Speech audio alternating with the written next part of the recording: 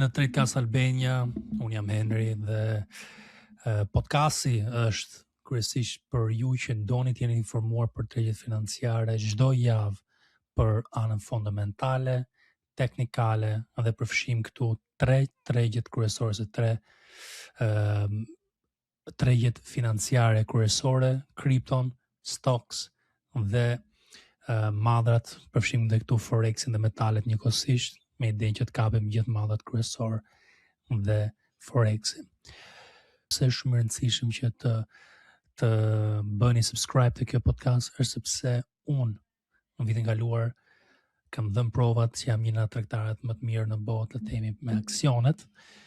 Për gjithashtu kam dhënë provat gjatë vitit kaluar duke ju ndihmuar juve në këtë kanal që t'jeni të informuar për tregun e kripto, sidomos që ka qenë shumë manipulues dhe ka pasur disa momente kyç që ka djegur tregtarët shqiptar, sidomos tregtarët fillestar shqiptar, dhe do vazhdojmë këtë vit, kështu që kemi vazhduar vitin e kaluar me ju informuar dhe me ju dhënë juve animet kryesore dhe analizat tona kryesore. Do filloj herë tani direkt me anën fundamentale, do flas pak për çfarë ka ndodhur javën e kaluar. Kemi pasur dy ngjarje kryesore nga ana ekonomike, po flasim për dhënat ekonomike që kanë dalur. Ka dalë non-farm payrolls dhe shifrat e papunësimit të martën javën e kaluar. Papunësimi amerikan doli pak më ulët se sa priteshe, një shenjë pozitive për ekonominë amerikane, por jo shenjë pozitive për tregtarët, sepse duke qenë që ekonomia amerikane është pak më fort ose më stabile në këtë pjesë, sidomos punësimi, tregon që ndoshta Banka Qendrore Amerikane nuk ul normat e interesit herën tjetër që do bëj vendimin për të ulur normat e interesit. Ulja e normave të interesit zakonisht çliron tregjet që quhen risk on, ku ti mund të marrësh rreziqe pak më të larta, përfshihet tu kripto dhe aksione që kanë market cap më të vogël, kanë, le të themi, janë biznese më të vegjël dhe që kanë nevojë për kapital më të lirë, duke marrë borxhe dhe duke, le të themi, marrë më shumë rrezik për të zhvilluar biznesin e vet. Të premten ka dalur dhe kanë dalur dhe shifrat e inflacionit, dolën dhe këto më të dobta, tregon tani që kemi punësimi që është i fuqishëm dhe i fort, te 4.3%, një nivel normal, dhe njëkohësisht kemi inflacionin që është më ulët. Inflacioni më i ulët e bën me probabilitet më të lartë që mund të ulet normat e interesit. Kështu që jemi në një farë balanci ku akoma nuk dihet se çfarë do ndodhi. Unë mendoj që Banka Qendrore Amerikane nuk do ulin normat e interesit derisa të vendoset një guvernator i ri dhe të zëvendësohet Jerome Powell. Këtë e kam thënë disa herë, kemi diskutuar këtu në podcast se çfarë mund të ndodhi me zëvendësin e Jerome Powell dhe kush do jetë ai, dhe mendoj që ai do jetë pak më, themi, më i lirum në aspektin që do liroj pak tregjet duke ulur normat e interesit, duke ofruar amerikanëve një mundësi për të bërë remortgage kreditë e shtëpive, shumë gjëra të tjera që mund të bëjnë amerikanët me uljen e normave të interesit. Por është për të parë situata. Kështu që kemi tani një situatë të balancuar dhe jo dhe aq pozitive. Tregu, njëkohësisht kemi një treg që është volatile, që është i paqëndrueshëm.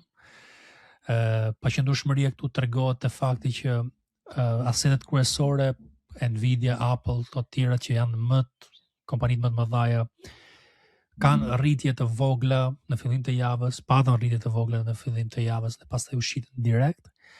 Tregon që nuk ka qëndrueshmëri në trend, nuk ka qëndrueshmëri. Edhe unë mendoj që është rritje kjo niveli i paqëndrueshmërisë nga fakti që kemi dhe raportimet të arove të bizneseve kryesore amerikane. Javën e kaluar kemi parë dhe një rezistencë tjetër që ka vazhduar të S&P 500 të 7.000, 6.900, 7.000 të zonë ka rezistuar gati 20 herë, ka rezistuar të zonë dhe gjithmonë shitet. Pam dhe një, le të themi, një roll over, një kthim trendi të Nasdaq 100, 100 kompani më të mëdha me market cap amerikan, dhe vazhdojmë që shikojmë ca rotacione të tregjet alternative. Po flasim këtu për tregun, indekset të Britanisë, të Japonisë, Koreas, që kanë pasur rritje, të njëjtin kohë që ka pasur ulje me indekset kryesor amerikan. Për mendimin tim tregu ka nevojë për një ulje dhe ka nevojë për një, le të themi, një çmim më të lirë që mund të hyjnë tregtarët dhe afatgjatë. Gjithë kjo periudha këtu ku kemi qenë ne, që nga tetori deri tani ka qenë një periudhë që quhet distribution, që është dalje graduale të institucioneve dhe jo mundësi e mirë për të përfituar nga tregu, sepse nuk ka pasur trend, nuk ka pasur eufori, nuk ka pasur, le të themi, lëvizje të mira, ka pasur në ca aksione, në ca rotacione që janë bërë në treg. Dhe një gjë që kam thënë me një live që kam bërë gjatë javës së kaluar është që kemi pasur sektorin teknologjik, semiconductors, kompani që prodhojnë mikrochipe që e kanë rritur tregun këto 2-3 vjet të fundit. Kemi pasur sektorin e software-it, platformave të software-it që kanë rënë gjatë 2-3 muajt e fundit. Kjo e ka bërë tregun pak të çorientuar, sepse këto dy sektor kanë qenë shumë të mirë dhe të fuqishëm gjatë 2 vjet e gjys, kur tregu ka qenë bullish. Njëkohësisht kemi pasur rotacionet të sektori energjisë, të pronave, REITs që marrin fondet e pronave që japin dividend. Kemi pasur materialet bazike dhe industrit. Por jemi në një situatë tani që këto sektore që e kanë marrë tregun akoma në këto nivele historike, 6.000 sa 7.000, po bëhet një rotacion ose një mean reversion, një kthim të çmimit mesatar te këto sektore që do të rriqin besojona gjithë tregun dhe nuk po hyn më rotacioni i kapital, nuk po bëhet më rotacion të kapitali nga këto 3 sektorë që përmenda unë që e kanë mbajtur tregun më lart te sektoret teknologjik. Do thotë që të dy grupimet mund të ulen dhe kjo do sjellë një ulje të tregjet amerikane për mendimin tim pak më thellë.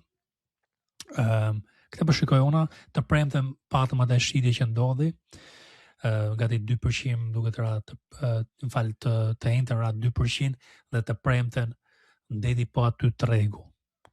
Po te niveli që u hap pak a shumë, pak minus më duket doli, edhe pse iku pak plus. Kështu që tregon prap një treg që të pa konfirmuar me anim. Kjo situata e tregjet të aksioneve, kemi Florin që po konsolidohet dhe kemi shpresë, ose unë të pakten me analizat që kam bërë, mendoj që mund të ketë një lëvizje për lart afat shkurtër, deri te 5.100, 5.300 maksimumi, dhe nuk mendoj që të bëjnë ndonjë trend. Ndoshta me këtë situatë të rotacionit që po bën,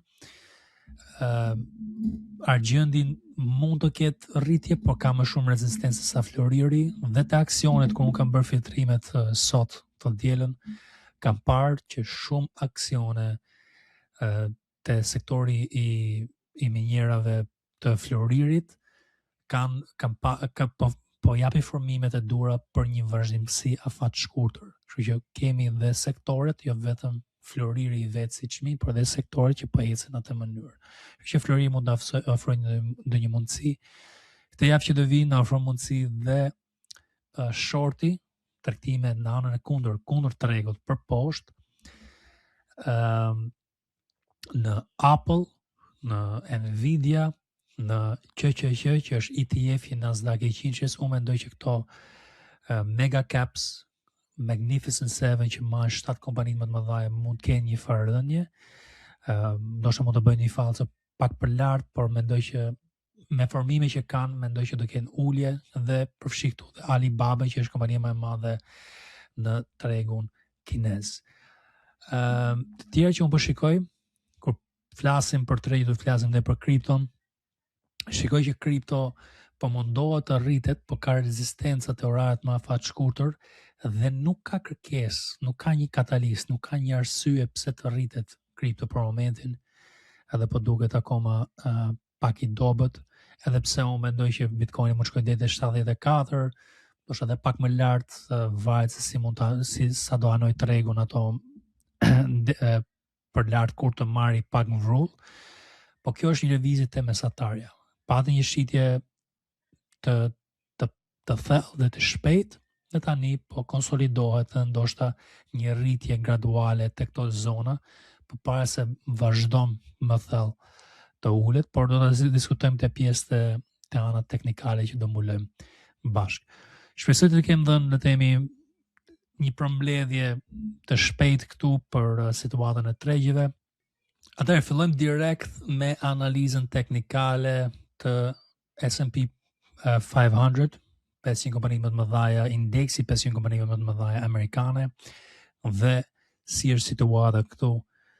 Javën e kaluar kam thënë që po që kjo nuk bën këtë vazhdimësim për lart dhe reziston prapë këtu, rriten shumë probabilitetet që do shkoj për poshtë, po mangët të vizën e trendit, mund ta vizojmë në mënyrë të ndryshme, varet se si shikoni ju tregun, po mund të ketë këtë vizë këtu, mund të ketë një vizë tjetër këtu për lart. Të dyja janë thy dhe probabilitetet janë rritur shumë që do shkoj për më poshtë, rezistencat vazhdojnë të kjo zona 6.900, 7.000, gjithmonë që teston, ja dhe të mërkurën, të martën, të mërkurën dhe të njëjtën rezistoj këtu, dhe pastaj shkoj për poshtë. Po duket me probabilitet të lartë që do bëjmë një ulje dhe zona tjetër që unë shikoj këtu është zona e kësaj zone, kësaj 6.500 të S&P 500. Arsyet i dash pak më para të segmenti i analizës fundamentale, kemi rotacione pa fund dhe situata që e kam bërë tregun pak më vështirë. Tani po kemi dhe rotacionet të energjia, sektor energjisë, materialet bazike, industrit, që dhe ato po tregojnë pak dobësi dhe kështu që mund sjellje themi shitje më thellë këtu, duke çuar çmimin të një çmim pak më të arsyeshëm për investitorët. Unë mendoj kjo zona këtu është shumë e mirë sepse ka qenë support dhe rezistencë dhe mund të ritestohet. Po e mbajti këtë, pastaj mund të rindërtohet struktura për një nivel më të lartë, ndoshta mbi 7.000 për një val që mund të fillojë nga marsi, fillimi i prillit, që na çon atëherë deri në vera për një ritestim të kësaj zone 7.000. Këtë po shikoj unë si mundësi, por gjithmonë gjatë javës mund të dalin disa katalistë të ndryshëm, lajme të ndryshme, ngjarje të ndryshme që shtyn tregun dhe më lart dhe mund të ndryshojë struktura, prandaj i them të gjithëve të juësve që të bëhen pjesë e komuniteteve që ne kemi falas dhe me pagesë. Nasdaq i qinçja, kjo duket si më e konfirmuar në anën short. Një nga arsyet kryesore këtu është që ka qenë mrena mesatares, duket pak si me zhurmë vizatimet tu, po ka qenë mrena zonës mesatare gjatë gjithë javës e kaluar, pak më lart, dhe pastaj pati një rezistencë, pati viz trendi që po mundohej të rimerte rezistencë të kjo zona këtu 3 ditë, 4 ditë para shumë si S&P 500, dhe pastaj rezistoi të ente me një shitje dhe tani po duket si u bë mal support këtu te kjo zona e 24.500, por për mendimin tim tani kemi filluar lower lows, lower highs, dhe tani do shikojmë që a do bëj lower lows, okay? Një lower low e ka bërë këtu, një lower high e ka bërë këtu, tani do vazhdoj këtë ritëm dhe të vazhdojnë ndoshta deri te kjo zonë. Për mendimin tim kemi këtë zonë që mund kapi këtu 23.900. Pastaj kemi edhe nivelet e tjera të javori që mund t'i shikojmë. Dhe për mua është më idealja kjo për të tregtuar short, sepse edhe të premten shtu pak për lart dhe rezistoi dhe vazhdoi prap për poshtë. Kështu që probabilitetet janë shumë të larta këtu. Prandaj përmenda dhe Nvidia si mundësi, sepse Nvidia nuk e ka akoma atë strukturën njësoj si Nasdaq-u. Na jep mundësi Nvidia këtu që të kapim ndoshta ndonjë trend dhe mund të thyet kjo struktura këtu te Nvidia për herën e parë. Për gati 9 mund të jetë 6 muaj, 7 muaj që në July që i bin i bin ja 7-8 muaj. Kështu që po duket me rezistencë ka pasur këtu probabiliteti lart për një ulje prapë te kjo zona dhe një tregtim afat shkurtër që mund të bëni në anën short.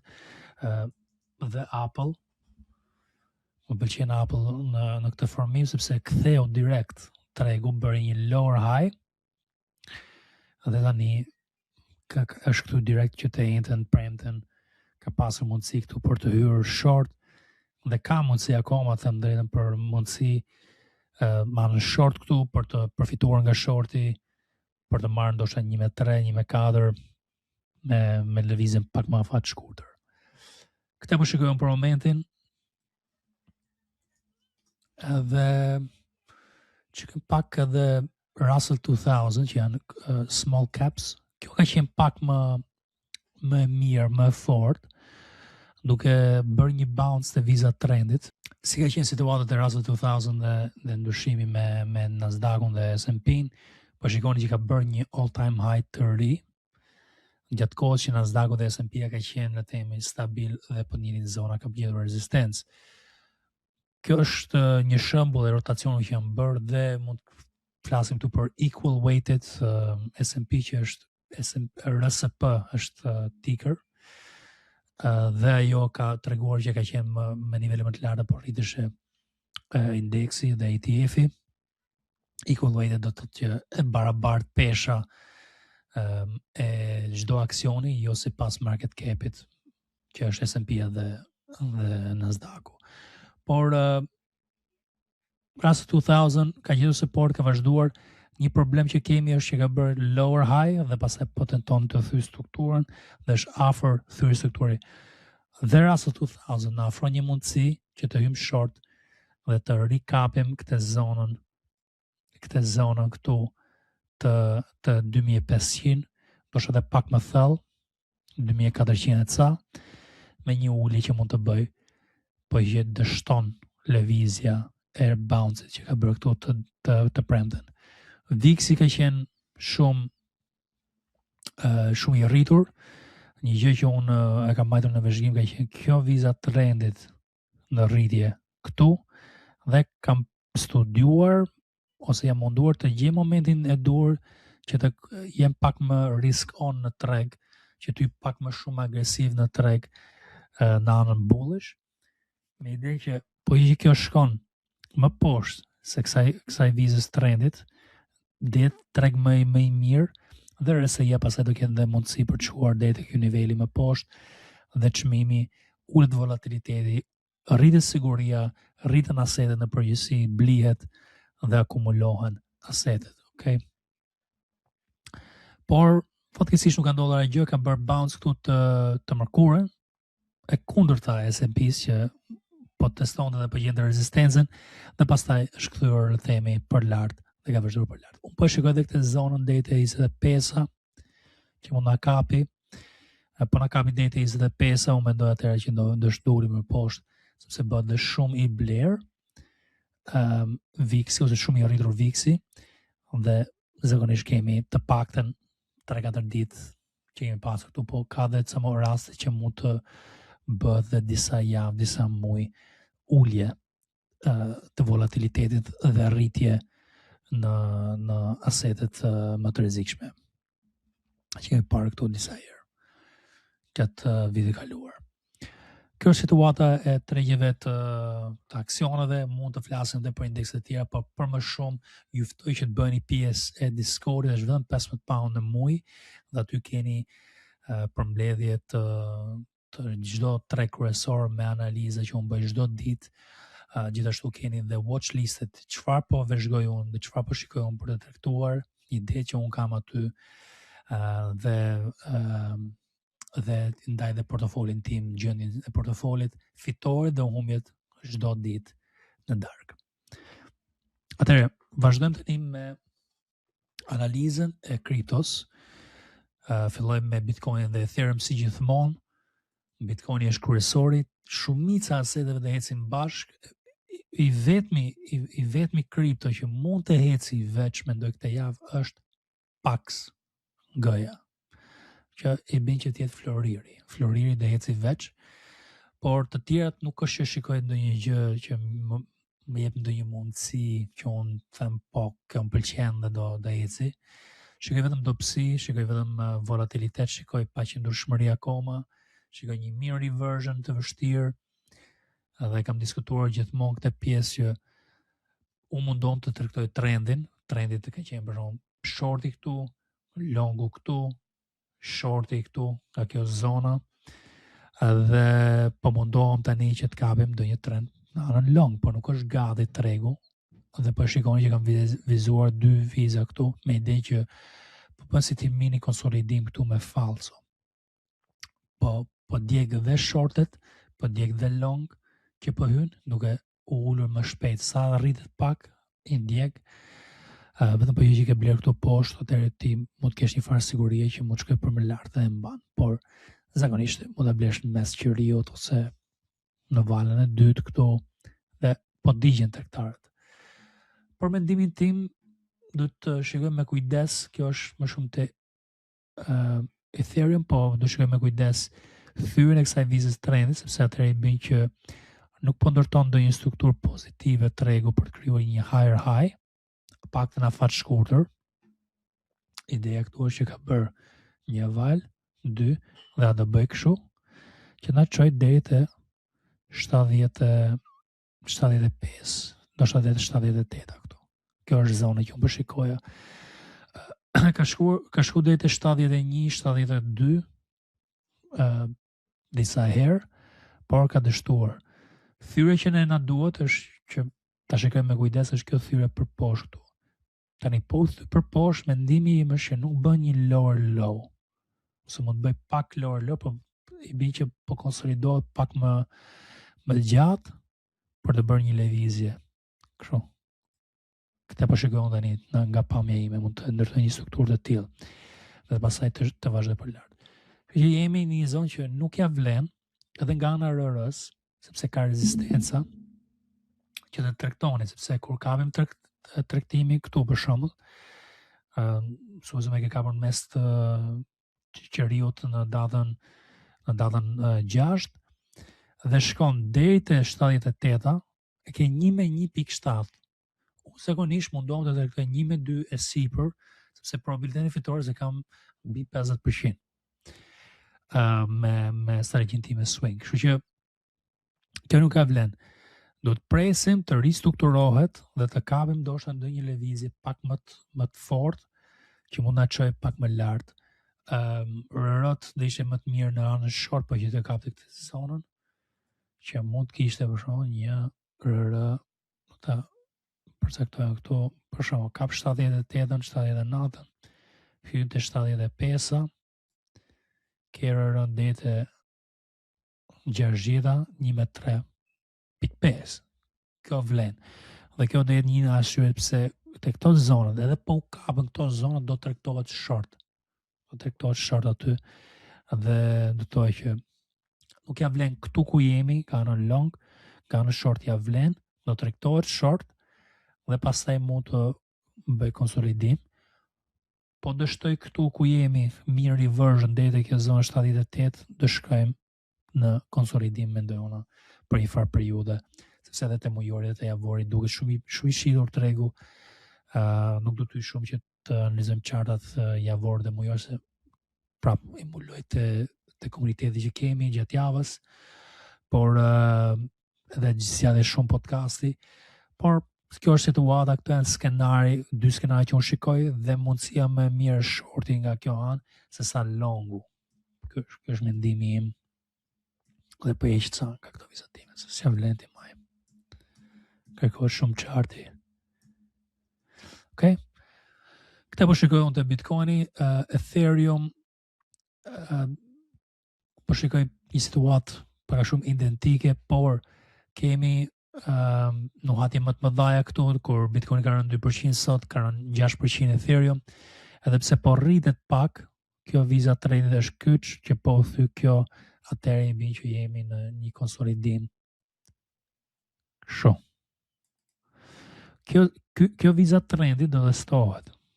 Tani, a do testohet tani deri te zona 2.4-6, 2.5, a do ulet prap tregu, do konsolidohet, do testohet këtu dhe do thyhet. Po u thy, kemi rërë të mira ka kjo strukturë këtu që mund të thyhet, për të kapur prap këto çmime këto 2.6 ose dete 3.000. Përvendimi tim është dete 2.6 zona, 1.5, ofron një mundësi të mirë këtu po që konsolidohet çmimi të kjo zonë. Dhe këtu prap nuk e ke rënë të mirë dete kjo. Ke pak të rrezikshme dhe të tregoj. Dhe shorti dhe ishte më mirë. Edhe po shkoj aty, shorti dhe ishte më mirë. 1.5, kështu që longu bëhet i mirë ku shtrëngohet çmimi dhe jo ku ka volatilitet dhe nuhatje të mëdhaja. E bin që duhet jo të tregtosh në nuhatje kështu, por nuhatje më të vogla dhe ke rreth më të mira për të kapur një val. Dhe në rastin që jemi në një trend që është bearish, që jemi tani, rezistenca në vazhdimsi është tregtimi i mirë. Këtu me 1.5. Këtë do shikoja unë, këto dy lëvizje do shikoja unë, më pëlqen më shumë ana long, por këto dy lëvizje ja vlen me vërtet që ti shikoni dhe ti studioni, po që jeni tregtar të kriptos. Po që doni më shumë informacione, thash pak më para, mund të bëni pjesë e Discordit, që është vetëm 15 pound në muaj, keni analizat të çdo ditë dhe idetë e mia për kripton. Kur fillon kripto të gjallërohet, ndaj dhe ide më shumë aty, dhe lëvizjet e mia dhe portofolin tim mbas faktit, mbas lëvizjeve, sepse komuniteti që ju hyni do jetë vetëm baza dhe analizat javore, analizat ditore aty. Okej, ka që është për kripton, atëre bëjmë analizën e madrave, dollarit dhe metaleve. Dollari tregon situatën që është, unë po shikoj me kujdes këtë thyrjen këtu, që po thyu këtë vizën e trendit, atëherë do shkojmë pak më lart, dollari do rritet dhe do kemi shitje te asetet e tjera. Një ulje të dollarit deri te kjo zona për një double bottom këtu, do sillte atë rritje te floriri që kemi që unë do situova pak më parë të podcasti, por besoj edhe rritje të disa asetet e tjera si kripto që mund ta shkoj te zona mirë i vazhdimit që ishte ideale për një short, edhe QQQ-ja që është Nasdaq 100-ja, ETF-i mund ta rritet pak, Nvidia, Apple mund ta rriten pak dhe të gjejnë rezistencë pak më lart për një RR më të mirë në anën short. Kjo është lëvizje që unë shikoj sepse kur shikon dollarin që është shumë i shitur te javori dhe te mujori, është pak situatë e vështirë. Që të shkoj më ulët, për mendimin tim do të ketë një rënje më të thellë dhe arsye kryesore këtu. Më duket okay ekonomia amerikane, kështu që nuk ka ndonjë situatë që më frikson për ekonominë amerikane. Do bëjmë tani floririn. Kjo është një nga mundësitë që un kam gjetur këtë fundjavë, duke gjetur një mundësi për një vazhdimsi afatshkurtër. Këtu po flasim për më afatshkurtër se një ditori, një orashi 15 minutë që mund të trektoni një lëvizje long për mendimin tim, dhe shikoj si një lëvizje që po qëndrojmë mbi këtë zonë 5.000 50 ca, mund shkojmë deri te 5300, 5200 edhe mund të kapi këtë zonë shumë afat shkurtë pastaj, po që kemi një treg më të fuqishëm floriri, shkojmë prap te këto zonat të all time highs që ka bërë bas një farë të temi rënje dhe konsolidimi. Vështirë të ndodhi shpejt, besoj që jetë pak probabiliteti nuk është edhe aq i lartë, probabiliteti është më shumë që mund të rezistojë te kjo zona 5300, 5200 dhe pastaj të shkojmë dhe më thellë. Po është këtu të testojmë prapë zonën 4600. Kështu që të dy krahat, po që nuk na hecën tregtimi që unë po diskutoja për long, do shikoja tregtimi short nga këto zonat pa që kap, ose zonat më ulët tu. Po shikoj këtë zonë të drejtën, 5000.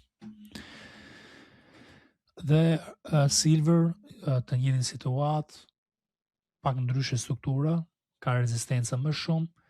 Të drejtën unë silver shikoj që të bënte konsolidim pak më gjatë, përpara se të tanoj për long.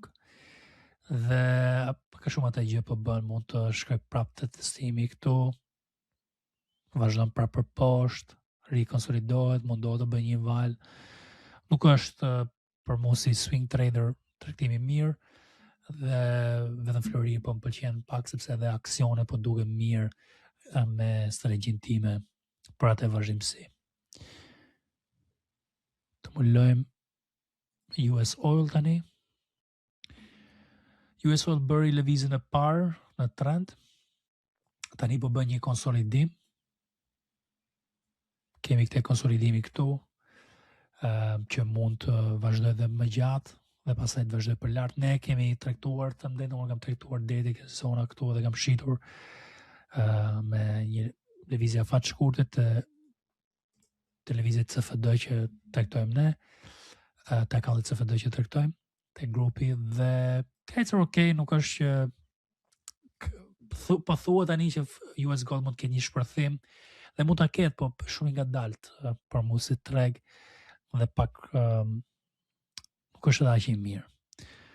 Kemi gazin natural, mbas kësaj ulje këtu do shikoj një kthim prap për një lëvizje long shpërthyese dhe ishte mirë, por po afrohemi te fundi i dimrit. Okej, mund të jemi akoma pak ftohtë dhe mund të kenë dimër në Europë, por po afrohemi jemi afër fundit të dimrit dhe mund të ketë themi pjesën cikluese që mund të shitet pak gazi natural, por po momentin do shikoj një thyrje mbi këtë zonë për ndonjë lëvizje afat shkurtër që mund ta bëj dhe pak diçka surprizë, euforike kështu. Tjetër, çikojmë ca metale të tjera, këto industriale nuk më pëlqejnë. Kemi dhe madhe të tjerë, nuk ka tjetër. Bondi 10 vjeçar mund t'ia vlej që ta shikojmë që duke rënë bondi 10 vjeçar na jep pak më shumë siguri, që mund t'jemi pak më të marrim më shumë rrezik në treg, dhe ja ku e keni. Kisha një periudhë gjatë që e shikoj bondin 10 vjeçar për një lëvizje pak më lart deri 4.5-a. Dështoj këtu dhe po shkon për poshtë dhe duket shenjë pozitive që mund kemi një lëvizje më të mirë të tregu, por dhe tregu po shitet, kështu që jemi në rotacionet, kemi këto probleme që ka tregu dhe shumë vështirë për të gjetur një anim të qartë. Ka qenë podcasti për sot. Për më shumë informacione, bëni pjesë e media sociale të tjera, bëni pjesë dhe e Telegrami që është falas, Discordi që është me pagesë. Discordi do merr shumë më shumë informacione. Aty çdo ditë unë analizoj tregjet kryesore, me grafiket i ndaj aty, mendimet e mia, sektorët që unë po shikoj për të tregtuar, pse po i tregtoj, çfarë idesh kam unë me ato sektor dhe fund fare ndaj dhe lëvizje që kam bërë atë ditë me humbje dhe me fitore, me transparencë totale, çdo gjë me transparencë dhe për t'ju ndihmuar juve për të marrë vendime më të zgjuar në tregjet financiare. Ligjet i keni më poshtë, bëni pjesë dhe shihemi në media sociale të tjera dhe në komunitete.